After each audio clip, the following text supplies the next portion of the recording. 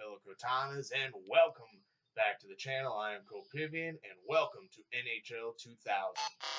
This game I all played on the Game Boy Advance all the time as a kid.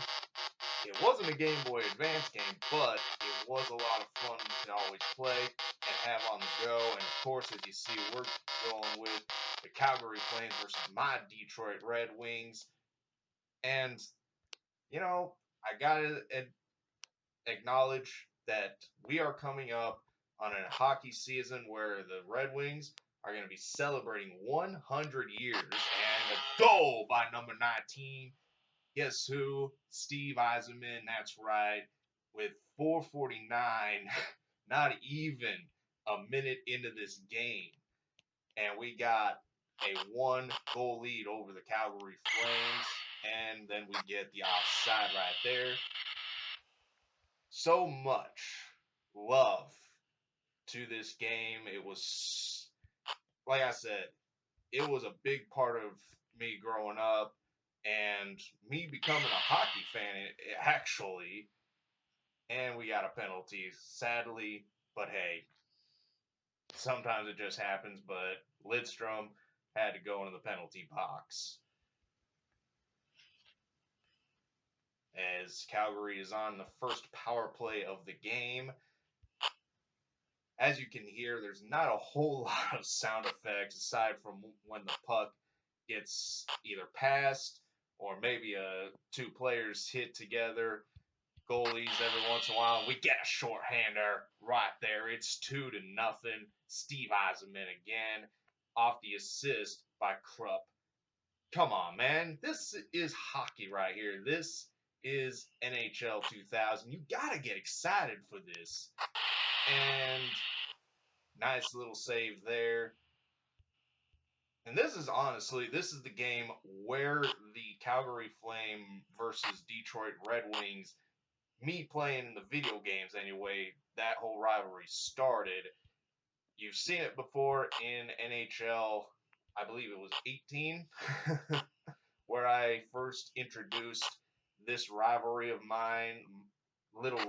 mine with the Flames in video games.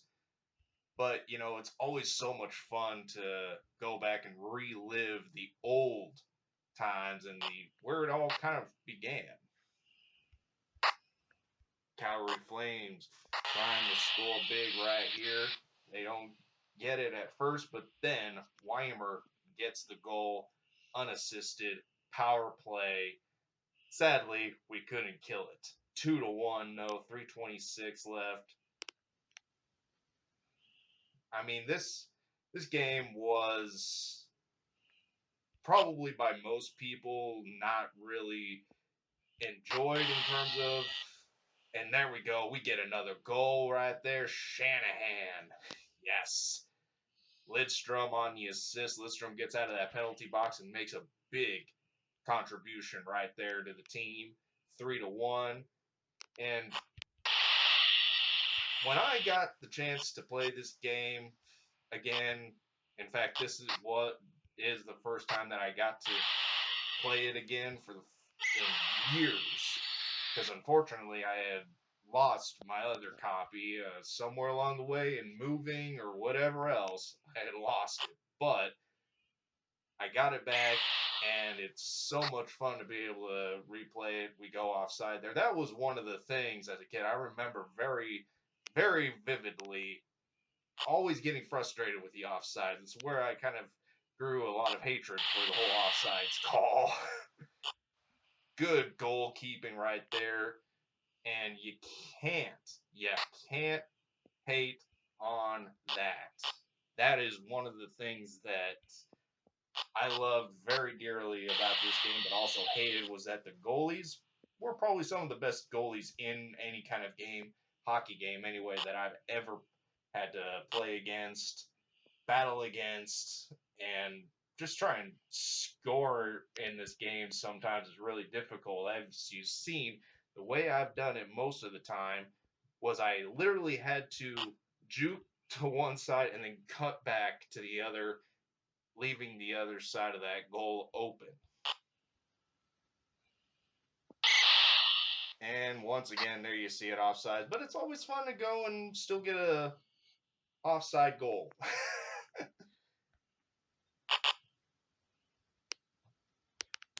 Right here, trying again, but we are actually finally coming up on the end of the first period here.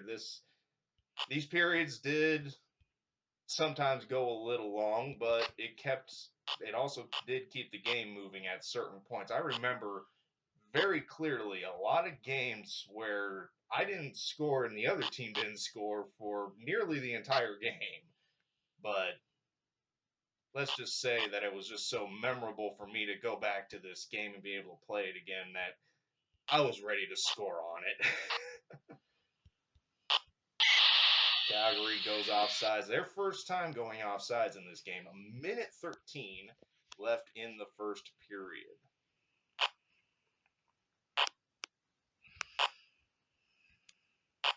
Calgary now could go offsides, but we are able to pick it up. Big number 96 here, taking it back up the ice. Love the shine on the ice too from the lights as they're gleaming down. And there's about our 4,000th offside in the first period alone. Kaiserman gets blocked there. Nice goalkeeping there for Calgary. And as with 39 seconds left, a lot of offsides happening in this game. Unsurprisingly, as I've already talked about it, this game had a lot of offsides, and it was very frustrating sometimes because a lot of the time it didn't seem like you were going offsides, but that's I suppose, the acknowledgement that you get from the Game Boy or Game Boy Advance.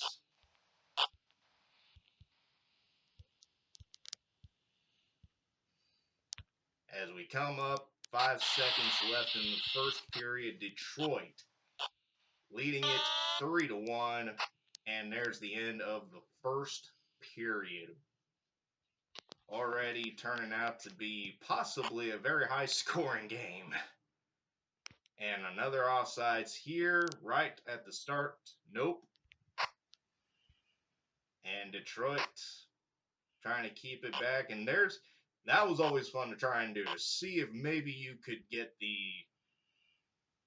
record goal in the game. And Calgary, of course, not going away. Stillman getting the goal there, assisted by the one and only Jerome Iginla. Never could hate on Iginla. Always had a soft spot for Jerome. I mean, he's a great player. He always was one of the inspirations for me in hockey, definitely. Loved his play style and just a great athlete. But a 3-2 game here in the second period. Things getting a little bit tighter now, and that's not a surprise when it comes to when I play Calgary in these hockey games, because they just don't really like to go away quietly.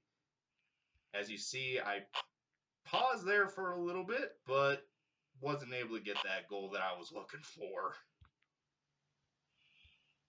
Hitting it back down the ice. Try to pass, but goes wide. Almost got the goal there, but I believe it bounced off the post. Would have been nice if they would have added a little bit of a sound effect for that, but can only ask so much when it comes to the Game Boy Color back in the day. And the Game Boy Advance, that's one of the great things about that system, is it could play pretty much anything from Game Boy to Game Boy Color and to Game Boy Advance. I mean, it was such a great handheld system, and one that will never be topped or duplicated, because it was in its own realm. I mean, a lot of the consoles back then were, but you can't hate on the Game Boy Advance too much for its graphics or its sound design or anything like that, because honestly, it wasn't as advanced as it was back in those days. it could only still do so much. There was not a whole lot there compared to today, where they can pretty much do anything and everything. From the designs of the graphics, the sound designs, and pretty much making it feel like a full-on game if you were playing it on PC or on console. Iserman again, trying to get that goal, and this is, like I said, this is where Calgary, they always give me problems. And just because I was scoring rapid fire in the first period doesn't mean I was going to continue. And there is the goal to tie it up. Corbett for Calgary and Morris on the assist. 3-3.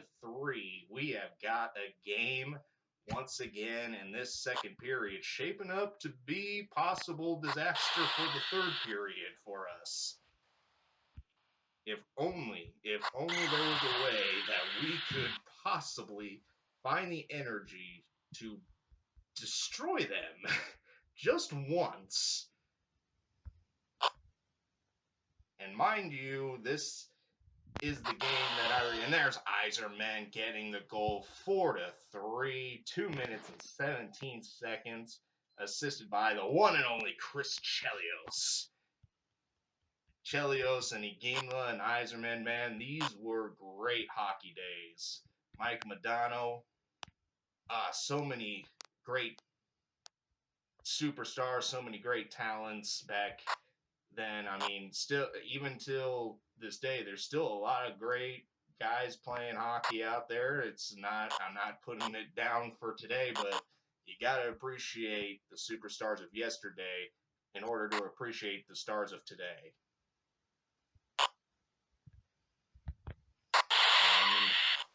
Doesn't get the goal. They're trying. We're at the point where we have to fight every inch of the way, because now we know exactly what Calgary is wanting to do here. They are not wanting to lose this game. They want to win it. And again, it doesn't matter if it's a season game or an exhibition matchup like this one was. It's always such a close and brutal fight to win against Calgary when I play as Detroit. It's almost like it's ingrained in the system to know when I'm playing as Detroit and facing Calgary. It always plays out the same way. So here we go, 55 seconds and counting. Second period, a great period. Much better, much closer than the first period was. But as I was saying, that this is the game where I took some of the goals for the puck, or full of puck video that I did. A little creative comedy / fantasy / kind of a experiment kind of little thing for me. It was fun in doing it. I mean, it was a lot of fun, and if you want to see that video, I will leave the link in the description down below, because it may make you laugh, or you may just click off of it and be like, this is trash. Either way. And there we go. We are on our way to the third period. Not a whole lot of time for intermissions here. We just get right to the next period, which I love. But also, having a little bit of a downtime to do whatever, grab another snack or go to the bathroom or whatever is always fun.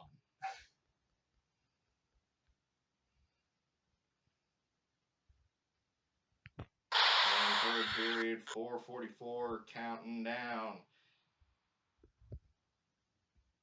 Iserman getting that icing there, the first icing of the game. Something that actually would end up happening quite a bit when I would play this as a kid. I remember there'd be times where I would get so frustrated that I would literally actually just start throwing the puck down the ice. It's like, screw this. We're just going to dart it down the ice, which is kind of where the Let's see if I can get the world record in NHL 2000 on the Game Boy Advance for the longest goal, but never could happen. Second icing of the game there. Calgary knows they still have a chance. We haven't knocked them out of this yet. And almost close. Calgary now trying to get away from our guys who are just swarming them. We want that puck. We want to put this game away. And there you go, right there. See, that's the thing that I love about these games with Calgary, but also kind of despises. And nice by Yzerman there. Calgary, though, and offside goes Calgary. 3:40 left. Such a fun game.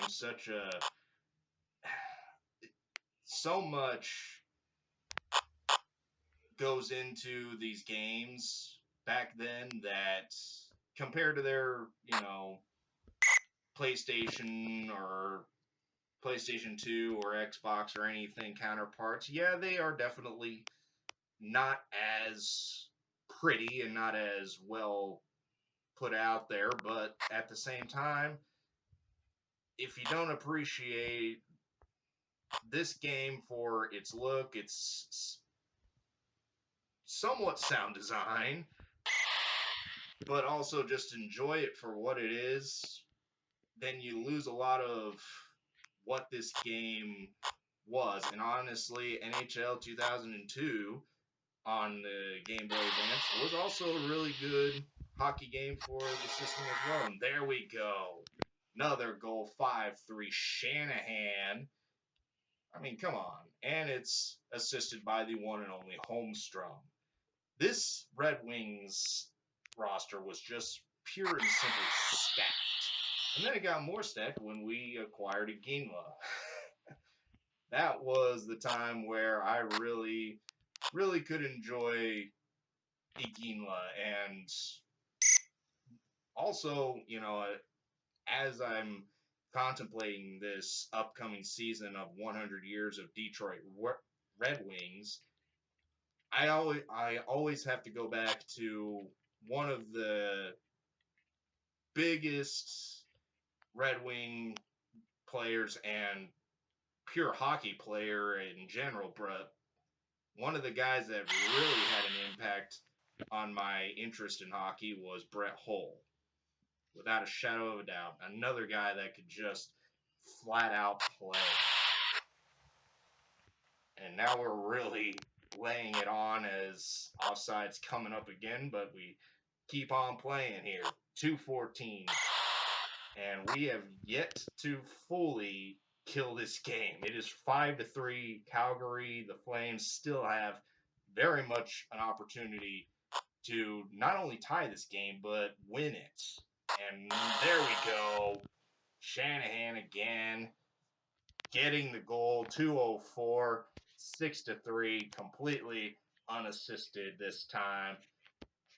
2:04. So you might be thinking to yourself, 6-3, that looks pretty well in hand. Not by a long shot, folks. Believe me, even on this game especially, I have had games where it looks like it's well in hand, but somehow the Flames always somehow come back and tie it up or win the game or just come close to winning it. But so far, our defense and Yzerman, no. And we missed a big opportunity there. Minute 40 left. Come on, baby. Offside goes Calgary. But every second that clicks off that clock is another second where I feel more comfortable with the fact that we have this game won as we go for another offside there. And 14. Nope, not able to get it there. Always got to press that get to the puck faster button is what I've always called it. You got to rush it. bum rush that puck, and our goalkeeper doing a great job there, keeping that puck from, and of course, another offsides. Probably the world record game for offsides, just about. Not entirely the case, but pretty close to it. Somebody get the puck. There we go. Eiserman got it. Just going right between two Red Wings there.